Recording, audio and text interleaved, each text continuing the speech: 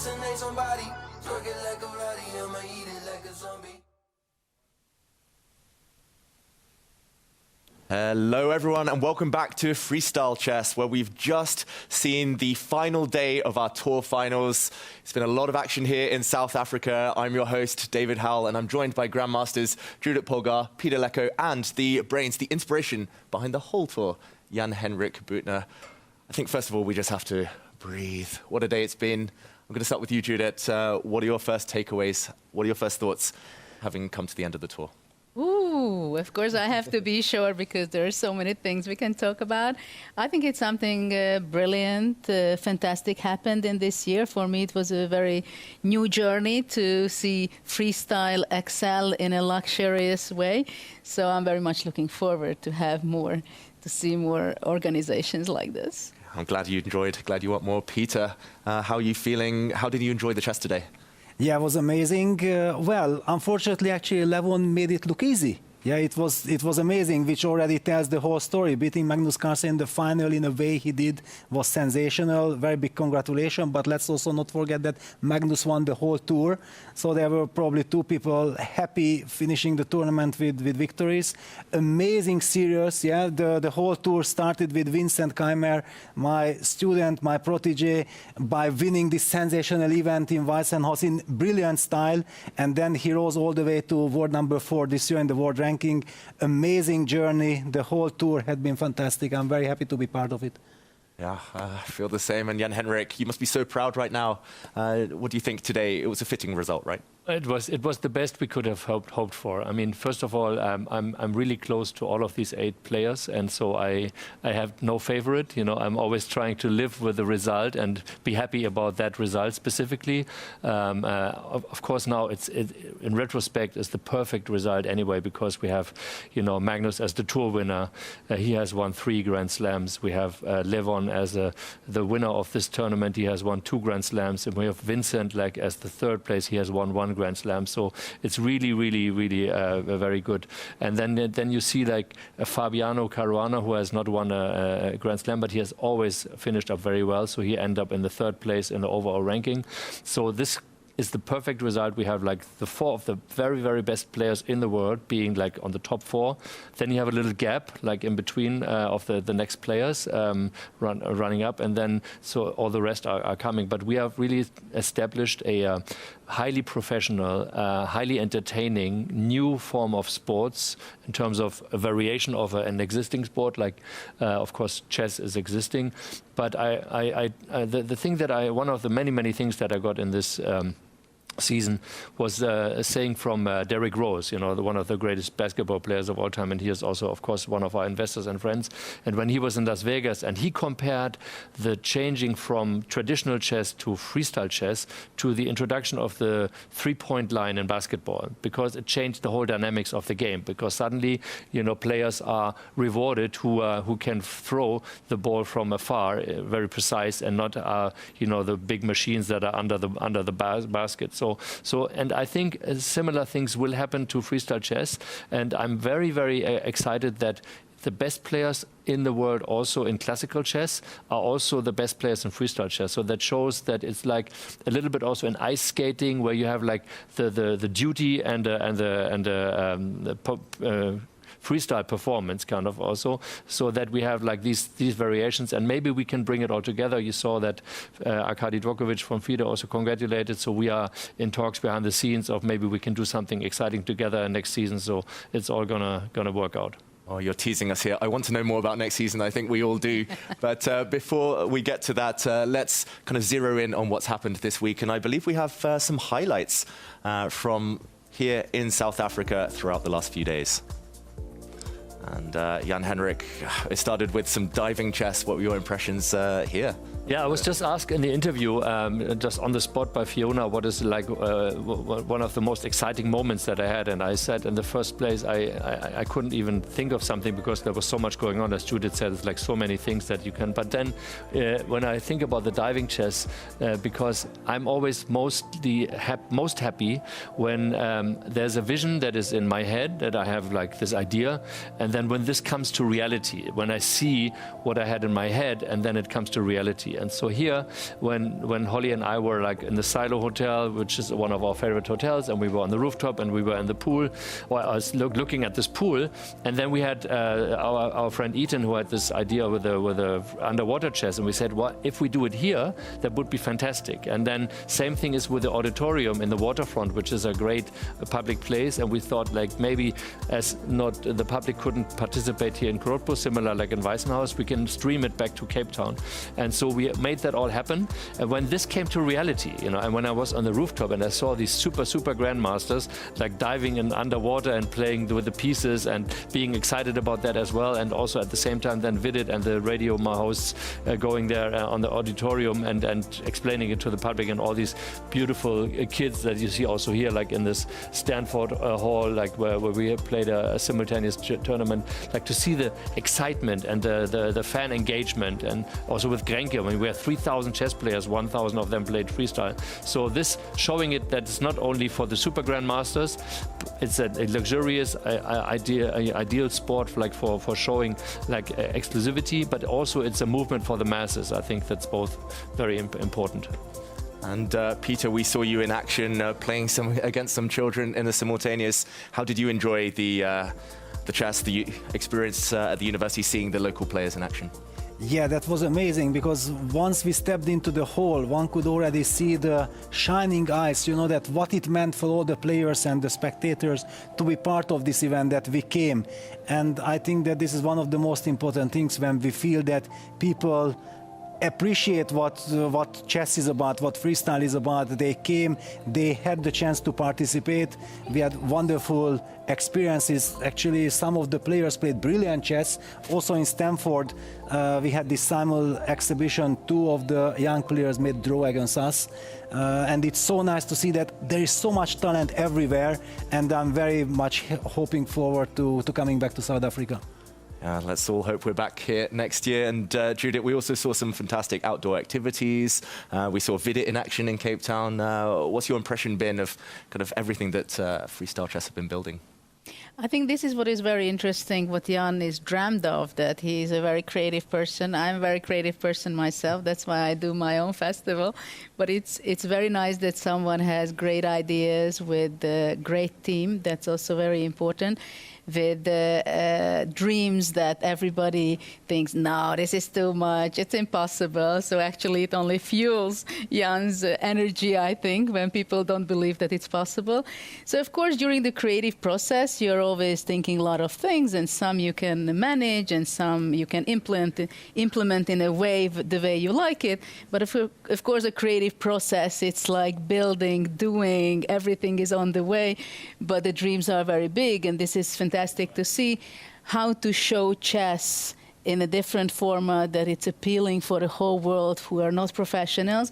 And this is something very interesting for me and very curious to follow, how and where you can bring the chess itself, freestyle itself, and many other involving other sports like basketball, also underwater chess, and making it, expanding it a bit for the outside of the chess world and more for the mainstream. So that's something very inspiring.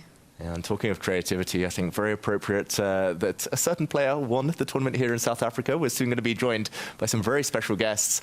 But just because I was in one broadcast, I was with the community stream. Peter, Judith, you were with the pro stream. I want to ask your thoughts on this man himself. Ladies and gentlemen, Levon Aronian, the winner here in South Africa. Congratulations. Thank you very much. Congratulations, Levon. Fantastic performance. Okay, Levon, we've heard some thoughts initially as soon as the game's finished. Now you've had a bit of time to kind of soak it all up. How are you feeling? This has been a dream. I mean, the whole season of freestyle has been a dream for most of the players. You know, I never ever thought that I'm going to play in my favorite game on the biggest, the most prestigious stages in the world, and so well organized. We're very grateful. Yeah. Oh, thank you very much. Very grateful. And yes, this definitely has been the best year of my career, and the continuous giving. I feel like the Santa Claus loves me. Santa Jan. I must admit, I'm personally very inspired. I was watching, Peter, you at the World Cup. I was cheering you on every step of the way, Levon, and now you're winning tournaments for people at home. I mean, timeless. Experience counts, right? And I mean, I think all three of you, Judith, Peter, Levon, you've been playing freestyle chess, Fischer random chess, for what is it, 30 years now? Is that why you love it so much? Well, I think more the gentlemen can talk about that. Yeah, I think Over their experience. when I was not the first. 2001, I played the first match Yes. in Mainz. Yes. So yeah, 25 years already, yeah. 25 years. And what's the one or two things that you've learnt over the last 25 years that you think has really set you apart? I learn every day that I don't understand this game, and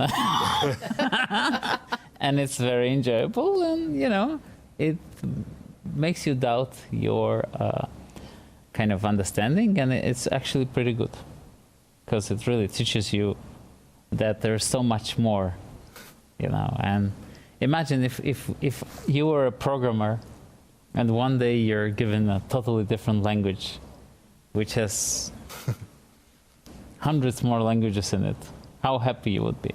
So I'm like a kid in a candy shop. And I love fresh positions. I love discovering things. I love feeling that I don't understand chess. And it's all in here.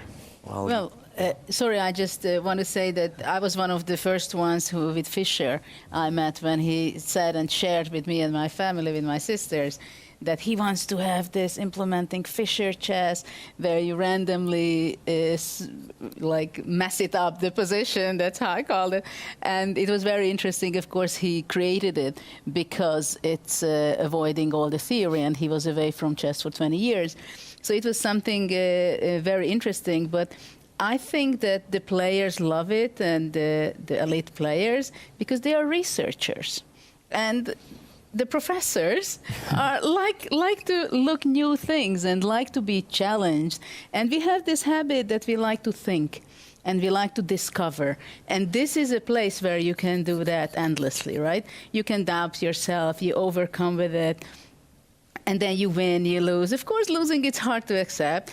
But in this game, already at move 2, you can make a decisive mistake. At move 1, you can make a decisive mistake. For example, the game between Vachier, he was white against Parham. It was c4, f5, a losing move because of queen d3. And of course, we are told from childhood, don't bring your queen too soon into the game. But the move was winning on the spot, winning a pawn and just crushing the position. And this is what we love. And this is just the feeling of freshness and the feeling of surprise. I cannot compare it to anything else. We actually have a board, and we're showing that moment, as you said, Levon, a blunder on move 1. That is not possible, or not likely in traditional chess, but you pointed out this move, pretty much winning a pawn or forcing some big concessions.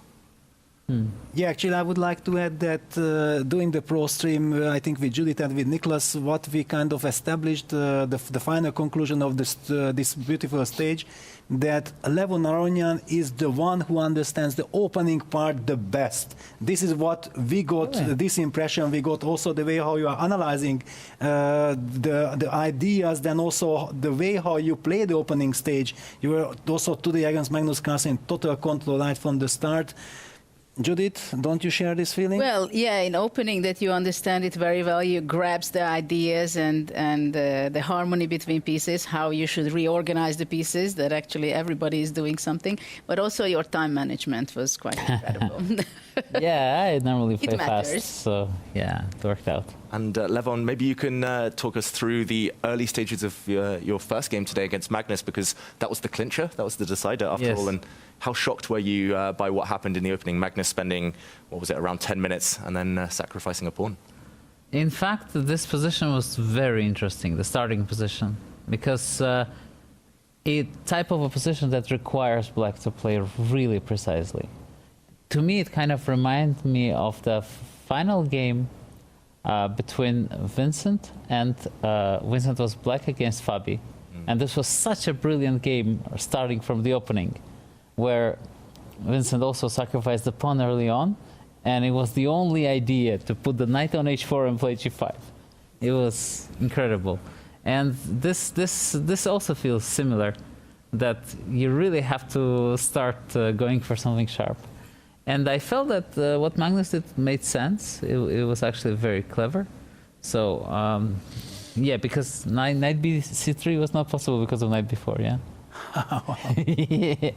Very sneaky. So I had to come up. Well, in this round, there was a game which lasted about 4 moves.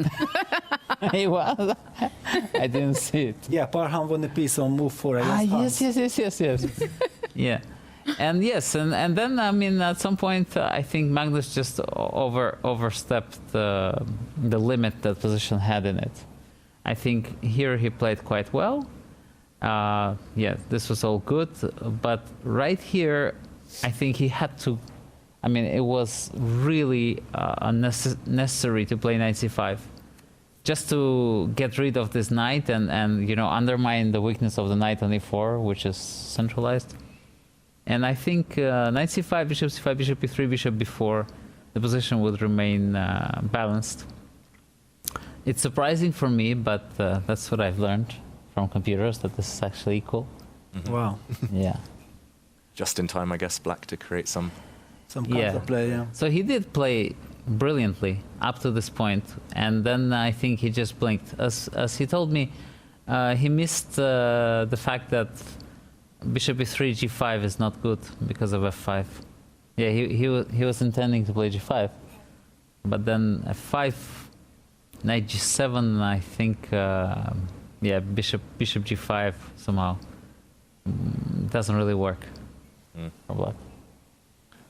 So how did it feel? Because the rest of the game looked very straightforward. Yes. And it must have been hard to kind of control your excitement, but you were able to reset very quickly and keep your focus. Yeah, you know, it's just one game, because you shouldn't waste emotional energy, because the next game is coming. Yes. That's why you didn't want to win on the spot, more or less, 20 moves I earlier. thought I did well. You were enjoying it, no? Yes. Just Yeah. everything under control. Yes, like a Peter style. You know, I was enjoying. He massaging. was so proud of you. You know? He said, yeah, this is the way to do it. Yeah. Slowly, painfully. Not like you. Not like you did. No, I was just wanted to Yes. play bishop c7 I know, and just finish but- off. No, I'm more. I of wanted a- to little massage, yeah? Yeah, of Magnus. course.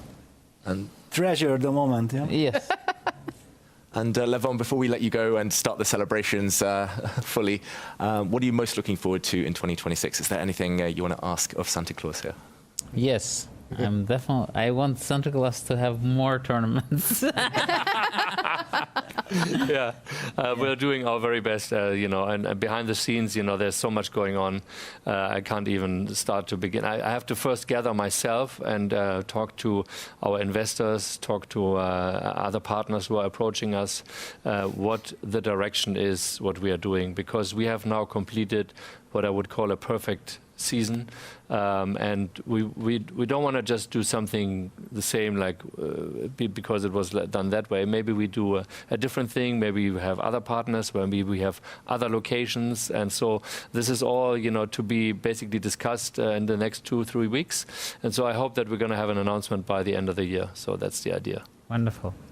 Fantastic news for all of us, both here in South Africa and hopefully at home. Levon Aronian, many congratulations. Thank you very much. Thank you. Thank you. Thank you. Thanks. Thank you, guys. Thank you. Okay, and well, we're now missing one Grandmaster, so we're going to invite another one in to join us, Vincent Keimer, who ended in 3rd place here in South Africa. Vincent, it's been an incredible year for you, both in and outside of freestyle chess.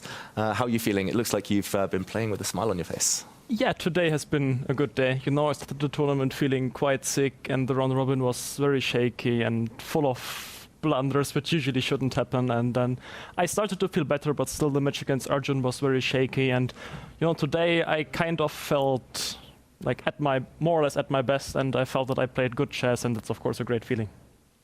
Yeah, and what was the one highlight today? Well, I guess in the tournament, was it just today's games against Vachier? I guess so, yeah. I mean, it could have been beating Levon. I was so close, in that second game. But of course, you're low on time. The knights are jumping, and then things get tricky. But yeah, that was kind of a golden opportunity which I missed, and then I would have been able to play the final against Magnus today. Oh, that would have been a cool one too. But Peter, I want your brutal, honest judgment on Vincent this season. How proud are you, or how could he improve and go even further next year? Yeah, well, it was incredible because before the whole season started, we had a very rough Vachier-Lagrave together, and in the very last round, Vincent had the chance to play against the future winner Pragnanda of the tournament, and he won a fantastic game. In, I don't know, 80, 90 moves, it was the last game to finish in Vachier-Lagrave, and we felt like this is the best preparation for Weissenhaus for the freestyle event. And then Vincent came there and then won against Alireza Firuza, Magnus Carlsen, and Fabiano Caruana, and in the style how he has done it. But that final game against Fabiano with black, where you also sacrificed the pawn right from the beginning, that was the reason why I jumped from my chair and I was running to the playing hall to hug Vincent. And that, okay, I just cannot believe that somebody played a game like this. So I'm extremely proud, and then the whole series was amazing. And now also culminating in the third place here in South Africa, I'm super proud. Nice. And maybe you can tell us a bit about your work together, because it seems to be paying off for both of you this year. Peter at the World Cup, and Vincent, I mean, gaining all the rating points, world number 4 now, and freestyle Grand Slam winner as well. Yeah, of course, we work still quite a lot, but being honest, there's not that much time for actual training camps because I've been playing so much that it was mostly preparation during the tournaments. I know, for example, during the Grand Swiss, you had also, many short nights, and of course, we were also going through all the pain together. But yeah, I think it's very important to have someone like so experienced and so good at chess by your side that supports you and has been for so many years. Of course, he knows me also so well by now, both humanly and also from a chess perspective. So that really helps. And yeah, that's always the thing. You have to find time to actually train simply because there are so many tournaments. So we'll see how that works out in the next years. Nice. And Peter, I'm going to put you on the spot. We're going to bring the board up. What was your favorite game of Vincent's this week? Well, this week, I think definitely today's. Yeah, because today was very smooth. The opening was a little bit tricky because also Javo here sacrificed with third move e5. Let's just put this on. Vincent visited the confession booth explaining that, wait a second, before e5, that I'm very happy. I have things under control, clockwise also. And then Sindarov with some 11 minutes on the clock played e5, which turns the tables in a sense that we get a completely wild game. And then I was worried, but then how Vincent was able to neutralize the pressure, get the upper hand, and then also went on to win in a very nice style. Yeah, for example, here, bishop b4, that's where my heart was happy, because we discussed instead of bishop b4, d4, knight d5, instead of bishop b4, d5, d4 for black. Yes, and after knight d5, knight e6, when black has nice compensation, black will play bishop d7, long castle, and as a trainer you start to worry when you see compensation from your opponent. But after Sindarov missed this chance, he played bishop b4, then white's play got easy, and Vincent with every single move with bishop d2 developed the pieces, and it was clear that black, bishop f5, queen e3, queen d5, mistake according to the computer, and you will see that black's king on e8 will be targeted first. Castles, the game continued, and then soon in 3-4 moves, actually, we can make those moves. I can tell you when I was super happy. The bishop is coming to c4, takes, bishop f7, the rook is coming to f1, knight ed8, and this is the moment when, if this position is not winning, then nothing, and Vincent sacrificed a piece with knight f5, went on to crush Sindarov, and after this, basically, he set the tone for the match. Mm-hmm. Beautiful. Knight h6. Knight h6. Yeah, and the hard work was already done. Very nice. Vincent, you would agree? Yeah, pretty much. I certainly believe that I played my best chess here today, and I'm very happy. It's always a good feeling when you're controlling a match. Of course, at the end of the day, it matters that you win it, but there are differences to how you can win a match. For example, against Arjun, it was just extremely fighting and could have gone either way, and today I felt much more in control. Yeah, that's good. And I pulled up this position just because it's really picturesque as well. And we heard your confessional here. You weren't misjudging anything. You spotted, calculated this one correctly. And Vincent, I have to put you on the spot. Freestyle chess or regular chess right now? What are you enjoying more? I really need both. You need both? Yes, I need both, and I will also play both next year. That I'm sure of. So if you continue with the tour, which I very much hope, I will be glad to be a part of it. And as for classical chess, I will really like it. You know, also this year has gone fantastic, and I will not give up on that as well. Will you be working with Matthias Bluebaum at all for the candidates? I think that's not something to discuss. Okay, no secrets here. But good to know you'll be doing both. And yeah, what specific plans do you have for next year? Do you have something lined up already? Or? I mean, I'm going to be playing Vachier-Lagrave. That's the first thing, and always, you know, quite big tournament, also important tournament, kind of setting the tone for the whole year. And except for that, you know, I will have to see about Grand Chess Tour. I, of course, very much hope I will be able to, you know, be one of the members there. But certainly, it's just going to be a great year. I mean, we will have Olympiad coming as well. So, to be honest, my tournament calendar is not yet done. Most of it is still a bit open, but I'm expecting it to have many nice tournaments, and I'm looking forward to that. Okay, and we've called Jan-Henrik Santa Claus here, and I asked Levon what he wants from next season. What are you looking forward to? What do you want to ask of Jan-Henrik? I don't know. I like his surprises. You know, usually, basically, I didn't really. I mean, I played a little bit of. Back then it was still Chess 960 in Biel, but you know that you could actually make such tournament out of it. It's truly fantastic. And being honest, I wasn't always fully believing it was possible, but I'm very glad I was proven wrong. So I'm just hoping like there are new ideas coming, freestyle chess continues, and that we will have a great next season. Perfect. Vincent, thank you so much for joining us. Many congratulations. Before that, you know how he got actually into the tour? Okay. Who got him into the tour? Ooh. Who selected him for the first tournament? No less than Magnus Carlsen. Wow. He saw his potential as early as, when was it, like in October, November 23? It was during the Grand Swiss 2023. I just arrived he said, I you know, when we did the GOAT Challenge as a first, and he was basically selecting the 7 players that he wanted to play with. He mentioned Vincent, which of course was extremely good pick, right? So it's his own fault then, Magnus, getting you to come in and win Weissenhaus. But so nice to see a German player win in Germany. Vincent, we'll let you go and relax, recover, celebrate. Many congratulations. Thank you.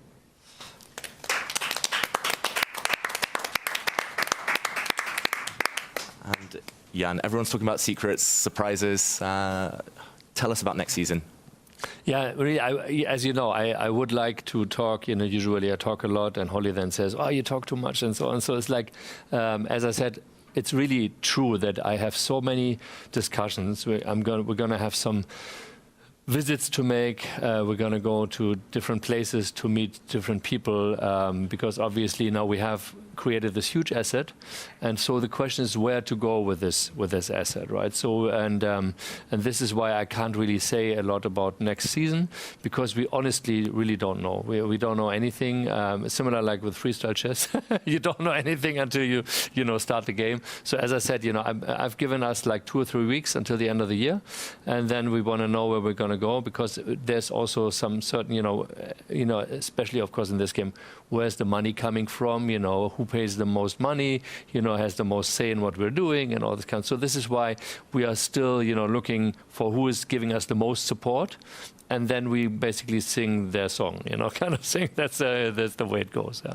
Makes sense. And what are you most proud of this season, looking back from Weissenhaus, Paris, Grenke, Vegas, and now South Africa? I'm just extremely proud of Thorsten, Holly's father, and his team. That, you know, the professional way of how they have implemented physically, like with all of the 85 people around here every time, creating all this, which was like something in my head, and they're coming to reality. And then I have such a great relationship with Thorsten, who happens to be my father-in-law as well, but is like that we are, you know, we don't even have to talk a lot. I just say what's the idea, and then he comes up with these great things. So just one example, just then he invented this drawing machine, right? So he's basically saying, okay, let's do something fun fun. Let's not just press a button and have a number. Let's have a whole process about it. And the most proud also I am about that we did this new format. It's kind of a team effort, like it's everything, of course. Like Magnus had this idea, and then I came up with a name, Freestyle, and then it was like we implemented that, and then we saw, for example, the potential, and that was something. The credit is to Magnus and Fabiano on the first Go Challenge in Weissenhaus in February, when they were sitting in our wine cellar for dinner, and they were saying, how great would it be if the players would form teams, like a white team for the white pieces and the black team for and then they can talk about it, and they take like 10 minutes and so this has become a very important part of our new sports, which is not possible in traditional chess, because why would you talk to other people about the openings, right? But with this, you're analyzing together, and you have the fans and the audience participate, and then you can listen into the heads of the grandmasters before the game, not analyzing thereafter, but before the game, what they are thinking about this. And I think this has become an element, and this is, I think, a thing that I'm most proud of, that we have invented this thing. It's a very cool feature. And just final words from everyone here. Judith, I'll start with you. What's been the highlight of your freestyle season? Well, it's very hard to pick one, but if, let's say, I pick one chess part, I think Magnus is bouncing back here against Fabiano. That was something very special for me to follow closely, live, every second of it, starting from the moment where he looked at the position, where all the other players were looking at it, okay, it's hopeless. And then he left. He was in his zone at the board. After that, after two moves, after c4, b5, c5, b4, the way he was spinning the pieces and sacrificed the pawn and put Fabiano, who is world class, one of the biggest experts in freestyle chess, with the black pieces. He was able to bounce back, and those magical things he did with the bishop c6, a6 stuff. I mean, that was something really where Magnus showed his skill, because it's very hard for people to tell what is the difference between Magnus and others, right? That simply has such a love for the game, for creativity, for his imagination, that this is kind of moment which was so amazing to witness from second to second, how resilient he is. And he comes back and he fights, and when he's losing, he's just frustrating, but he comes back and he wins. So this was something, maybe the best sportive moment for me from the event. Yeah, he's the Grand Slam champion for a reason. And Peter, how about yourself? Year highlight? Yeah, well, the whole season was amazing, but there was also one very special event, the Grenke event, which was an open tournament with hundreds or thousands of players participating. Everybody got a chance. And then what was the final outcome? Magnus Carlsen scoring 9 out of 9, a completely historical feature. And I was doing also the double shift, 2 games per day, commentating was just amazing, being part of this history being made. And also this energy with this fully packed hall with 3,000 people looking and also rooting for Magnus Carlsen to get the 9 out of 9. At the same time, it was coming at the cost of Vincent Carmel, because he had to beat Vincent in the very last round. So it was also a very emotional kind of moment. But I thought, like, if someone does 9 out of 9, then he also deserves to beat Vincent. So a very big congratulations for Magnus also for this incredible achievement there. And then adding to that is that specific moment, he had, I think, the best tournament scoring of any player in history, like 3,000 something. And he, for the first time, broke through the 2,900 ELO. I think that was a thing that also was for him very important. We have this freestyle ELO, which we have based on the traditional ELO. And so now he is, I don't know, I just saw him once at 29, 23, when I just saw like the 8 players, and you see everybody has like 2,700 something. There's nobody with 2,800. There's Magnus with 2,900 something. And I think that was also a very important thing for him, and because that shows that this performance at the Grenke tournament in April was absolutely out of this world. This was like, I think nobody has ever done such a thing like this. And I know, after talking to him like about this also, that this is what he enjoyed also most in this whole tour. Yeah, Peter, you mentioned the energy, the emotion. It's with a lot of emotion. I have to say goodbye to everyone at home. It's been such a great time. Judith, Peter, Jan-Henrik, thank you so much for joining me. And for everyone watching, we hope you've enjoyed the show at Freestyle throughout this season. It's been a real roller coaster. We hope to be back in 2026. But for now, it is goodbye. See you all soon.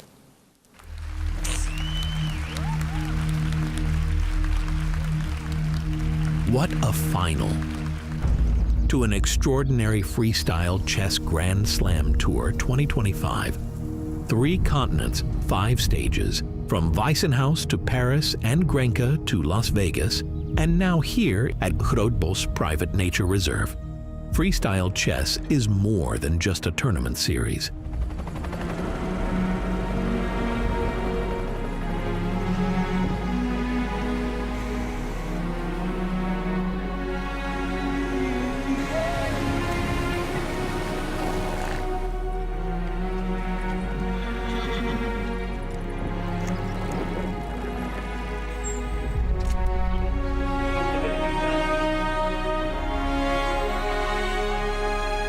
What a wonderful journey. It all kicked off at Cape Town's waterfront with a splash. The South African leg began with a diving freestyle chess challenge at the rooftop of the Silo Hotel. Groot Bos Private Nature Reserve proved to be a breathtaking stage for the 2025 season finals, combining wild beauty with a majestic atmosphere. In this freestyle chess Grand Slam, you showed what you are truly capable of. Every move, every battle, every moment of risk and courage has made this tour something special. Magnus just signaled, I'm so happy. I'm just surprised. That was one of the most bizarre blunders I've seen at this level. Because Magnus obviously finds it. And it's a brilliancy. You capture the bishop, the rook slides over, you win material. A turnaround. Magnus about to make a comeback in this match. This just feels like Magnus on Hulk mode. And when he gets on this gear, it's just bad news for everyone. And now we say this clearly and directly to you. Thank you, guys.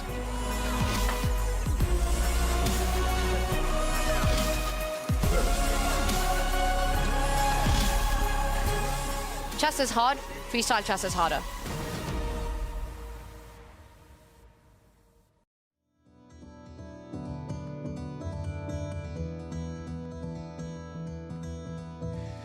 I've been trying to find the words to say you mean the world to me. When I'm fighting and you see me hurt, don't walk away. I've been holding on for days, hoping just to see your face. Let me know you're coming back, and I can't wait. When it gets too much, my troubles, they can hold me down like heavy weights. Don't let go or let me fade. Just don't walk away.